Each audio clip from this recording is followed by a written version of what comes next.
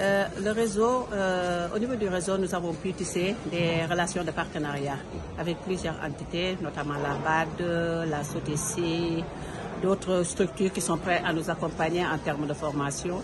Et je pense que c'est ce que nous cherchons à avoir, c'est avoir des répondants dans ces milieux pour pouvoir, une fois qu'on est sûr qu'on retourne chez nous, pouvoir avoir les retombées de ces négociations que nous avons eu à avoir. Alors, on ne peut pas parler d'eau et d'assainissement sans les femmes. Le rôle des femmes dans le secteur de l'eau et de l'assainissement est important.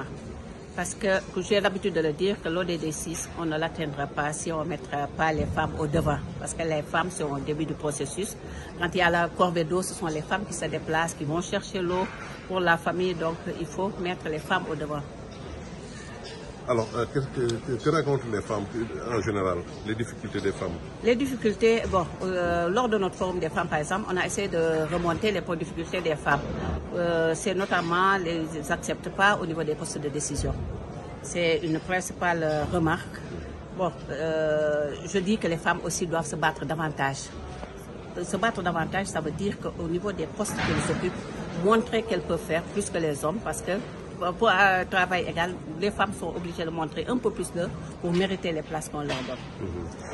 Aujourd'hui au Sénégal, comment se présente la situation? Est-ce que les femmes sont très bien prises en compte dans les prises de décision, surtout à ce niveau ou pas? Non, on n'est pas encore très bien prise au niveau des postes de décision, mais on se bat, c'est le combat que mène le réseau des femmes professionnelles de l'eau et de l'assainissement. D'abord déjà au niveau des écoles, nous essayons de faire un plaidoyer pour que les filles accèdent en fait aux métiers liés à l'eau et à l'assainissement, mais au niveau de nos sociétés également, il y a un plaidoyer que nous faisons pour montrer aux femmes qu'elles ont un rôle à jouer et qu'elles doivent mettre tout leur potentiel. Quitte à se former davantage, s'il faut le faire, il faut le faire, mais ça leur permettra d'accéder à d'autres postes de responsabilité. Alors, qu'est-ce que le Congrès a apporté pour le réseau? Le Congrès a apporté beaucoup de choses en dehors des partenariats.